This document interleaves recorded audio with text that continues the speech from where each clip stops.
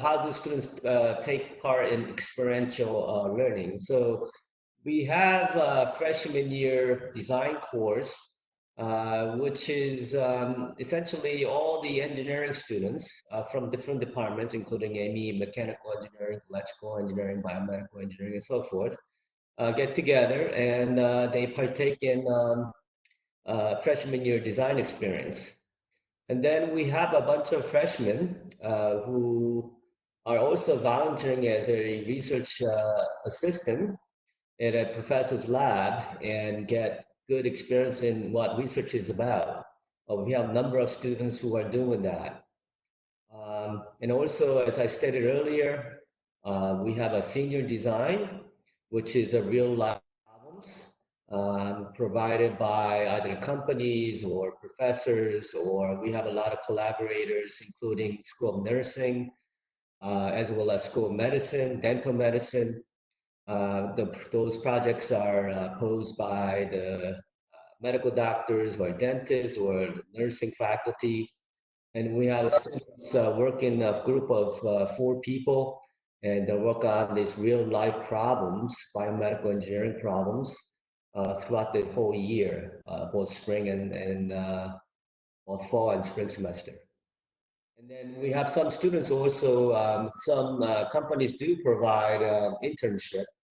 And when we have internship opportunities, we send those opportunities email to our students.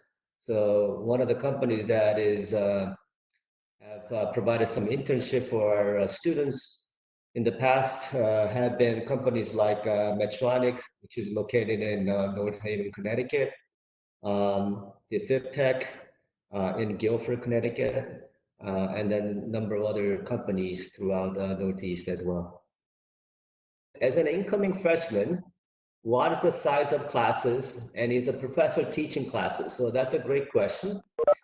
And so we typically get now about somewhere between 80 to 100 students every year. Prior to last year, we had a little bigger size class coming in. That's largely because the UMass Amherst had a biomedical engineering, and we used to get students from Massachusetts, but since they have a biomedical engineering program, a lot of the Massachusetts students are going to UMass Amherst. So we've seen some about 20% drop off in enrollment. So we're getting around now about 8,200 students now. So that's what we're seeing. And yes, and our professors teach classes. The classes are not taught by the TA. Even freshman year classes are taught by our biomedical engineering professors. But please note that a lot of the biomedical engineering classes are especially offered starting in your sophomore year, and then obviously a lot more in your junior and senior year. And biomedical engineering classes are largely small, relatively small in size. Okay, next question was, what makes UConn engineering program unique, and how does it differ from other schools?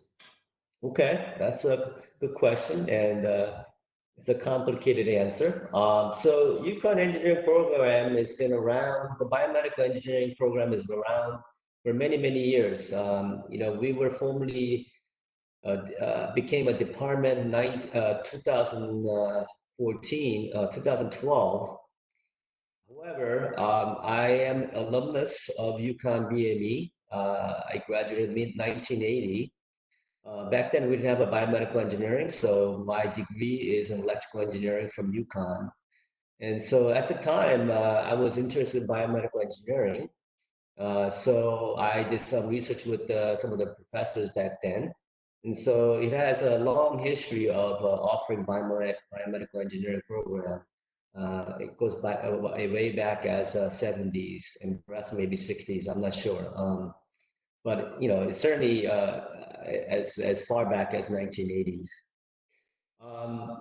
And we offer a state-of-the-art program in that our faculty have some senior faculty, including myself, but we also have many outstanding junior faculty. They have recently awarded prestigious NIH grants as well as prestigious NSF grants. So most of them are all very active in their research. Being young faculty means that they're bringing most advanced and latest technologies and know-how. And so the what you're going to be learning from these professors are not old technology, but state of the art. They're all eager, and a lot of them provide lab experience for those of you who are interested in doing research as early as a freshman year. And we offer four different tracks, meaning concentration. For example, you could specialize in biomaterials, tissue engineering is a one track. The other track is biomechanics. The other track is bioinstrumentation, image processing, medical devices, instrumentation, and signal processing, all lumped in as one track. And then finally, the other track is bioinformatics. So those are four tracks. And our medical school and dental school are both in UConn Health, which is about 40 minutes drive from stores. And so some of the students who major in, for example, biomaterials, tissue engineering, uh, work in Farmington. That's where our both dental and medical campus is located. As well, we have some faculty at stores who do biomaterial tissue engineering. And what's exciting also about our biomaterial tissue engineering is that we have created a new tissue engineering lab this year. So students get hand-on experience in culturing cells and tissues and all that lab-based hands-on work. So, which is a really nice facility. It's too bad that you're not able to visit the campus, but we have some write-up on our website, so you can look at that as well. Um, and I think the small size classes is also another advantage. We're not a huge program like a BU, for example. So we have a lot of classes that are small in small in size. So you get to really interact with the faculty, and I think it's a nice program. Does UConn have a makerspaces, and if so, can freshmen take advantage of it? Oh, yes. Oh, wait a minute. That's from, right. So yeah, we have a many different types of 3D printers. I think that's what you're talking about, as well as a design space. Yes. So we have a dorm. It's called a STEM building dorm, and they have a maker space dedicated to this kind of purpose. They have large benches, tools, as well as 3D printers, and all kinds of facility that you could take advantage of. So this is resides in the actual dorm. So you don't have to go to the engineering building to, if you have a good idea, then you could go right down to the that space and hack at, away at your design concept. And our labs have a dedicated lab space, have design labs, makerspace. So for example, the senior design lab have all these benches, uh, data recording devices, 3D printers. We have 3D printers ranging from the um, the synthetic material, as well as we have a bio printer, as well as a metal printers. So you have access to all of these as well. Okay, what are the concentration that BMEs can specialize in? I think I addressed this earlier. Four different concentration. Once again, they are tissue engineering, biomaterials, which is one concentration. Um, biomechanics is the other one. The third is bioinstrumentation devices, image processing, signal processing is a third concentration, and the fourth is the bioinformatics.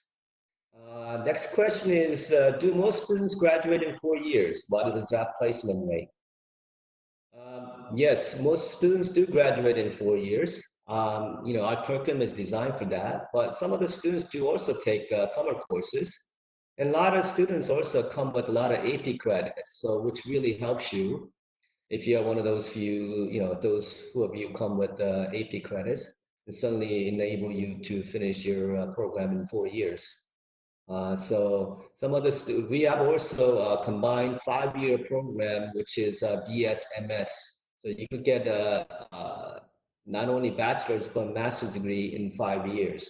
So you have to apply for this program in your junior year, and the minimum GPA requirement is 3.0. And for graduate MS degree, the tuition is reduced for these combined degrees. Job placement rates actually it's been pretty good. A lot of our students get jobs in large companies, as I talked about earlier, Medtronics, J&J, um, Dupuis, Flexcon. So those are some of the companies that come, in my head at the moment. And so I would say good, maybe 50% of the students get jobs. About 30% to 35% of the students get either master's or PhD. So we have some of the outstanding students going to top graduate schools. I had a student about 3 years ago who worked in my lab for a couple of years. He went on to get he's currently at MIT, majoring in bioinformatics and a PhD program there.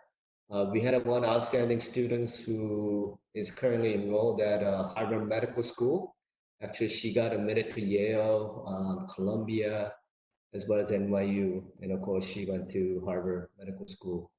And then we have a bunch of students going to top graduate schools such as Carnegie Mellon, Cornell, PU. So those are some of the top schools that I could think of at the moment that our students can go to for their masters. I know one student actually went to Stanford as well, and that was combined masters in biomedical engineering as well as entrepreneurship as well. Oh, and then I remember one student also got a job at Genentech out in California as well. Her starting salary, I believe this was about 3 or 4 years ago, she was making 90K for starting salary. Of course, the cost of living there is very expensive, but I remember she telling me that her starting salary was about 90K. And the next question, what are some of the job opportunities that you can get out of UConn bioengineering program? So I talked about this earlier. A lot of our students, depending on their concentration, become software engineers if you're concentrated on devices, image processing, signal processing, as well as design engineers for medical companies. So I have one student I could give you an example. Her first name is Alicia. She works for a company called DefibTech out in Guilford, Connecticut. And what they do is this company makes a defibrillator, automatic defibrillator. And so actually she's my boss in that she was instrumental in giving us a new grant. So we're working with her and the company, coming up with the algorithms to determine, so when somebody's having issue, you take this defibrillator, you put the electrode on the chest, and you want to determine whether that person is having heart attack. And so the question is, you don't want to cause this electric shock when they're not really having a heart attack. And so within that 8 to 10 seconds of EC electrocardiogram recording, we want to automatically determine whether that data that we collected is really a heart attack or not.